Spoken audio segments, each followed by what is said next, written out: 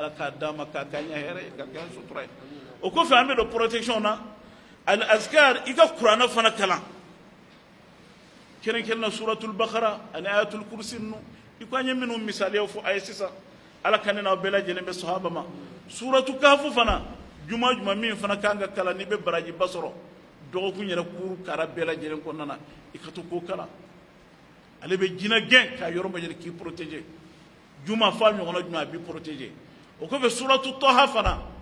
ale ba kumba bitla ka furake ala kana bela jene be sahaba ma ani qul wala ani qul a'udhu nufla ni bela jelen be illa kana sufe be se kan non bela jelen kana aba soro jina shetano teka gerila har ni moye korti filima ateka sima be se kata kata tila mu'mina o ko fa wato watambe azkaru kononto min fo azkaru kononto min be no na anye usuwani kabo azkaru chamana ikatu ka olu fana fo afolo folo jumenye astaghfirullah fa qultu astaghfiru rabbakum innahu kana ghaffara يرسل السماء عليكم مدرارا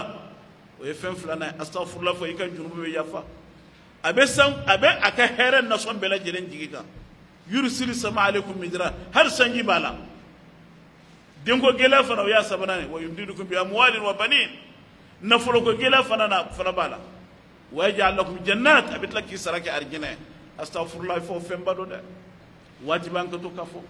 aflana jumenye ala kira rasulullah sallallahu alaihi wasallam protection ba min da kan mantoma ni be braji fana soro ibe protéger so ma fo ka ta se clé binima ni ya fo clé binin ko fe fana ibe protéger fo ka ta se dugu jelima ngi be o fo chien keme o jumenye la ilaha illa allah wa la sharika la lahu almulku wa lahu alhamdu wa huwa ala kulli shay'in qadir ale protection bae protection min koni nabi protéger kabo korti na son bela jelema a fo chien keme fajiri ko fe ika fo chien keme fitiri ko fe abi protéger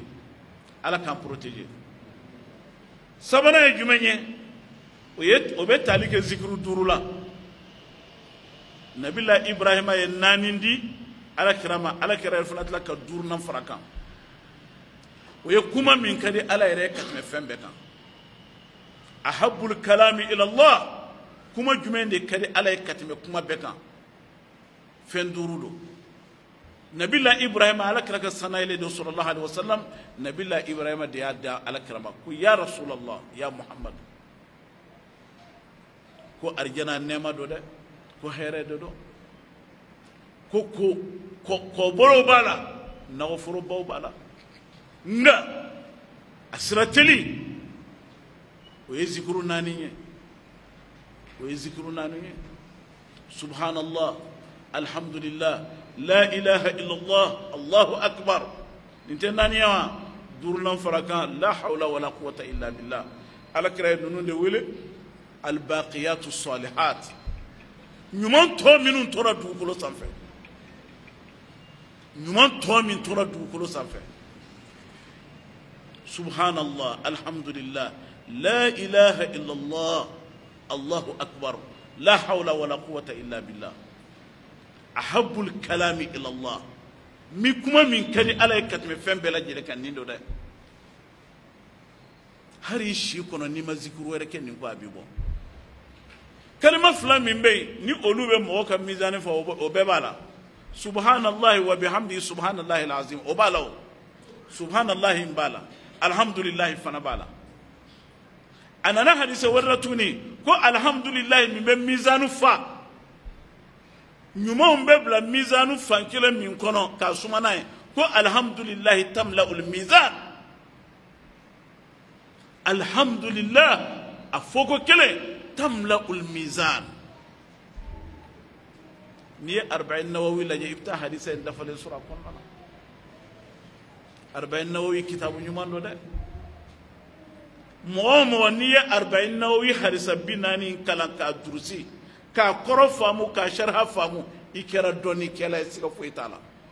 ibse ki ka wajuli ke nye fambe la jelen fe ikera doni kela sika foiti ka kala kala 40 nawawi al hadith al 40 nawawi ka durusi ka kalan ka famu ka sharhu famu ikera kalan kela sika foitala ala kanena obela jelen protéger ala kankana ninte duriyo no fara flying ka we joliye wolonwula segina ni kɔnɔntɔnna ye jumɛn ye silamɛw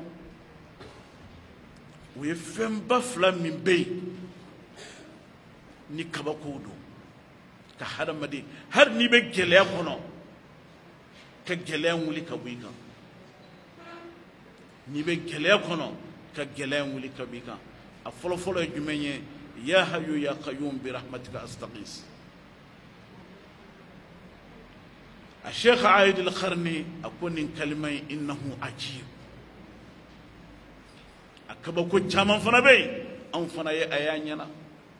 أنياي يا حي يا قيوم برحمتك أستغيث أنياي مثال يا جامعنا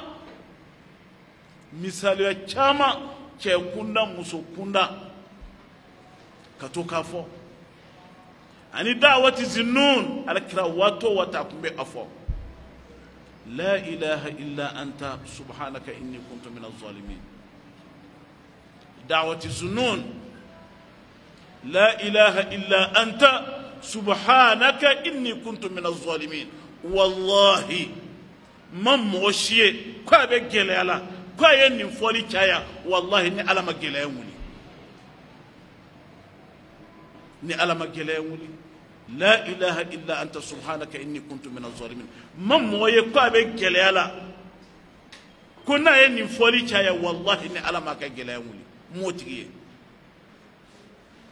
فين فلاي كو فرا ولون لا كوجولي تونتون هذا ما دني همنا كوتي باو دونغولو جليا دوبيو نين فريكا ذكرو كباني يا حي يا قيوم برحمتك أستغيث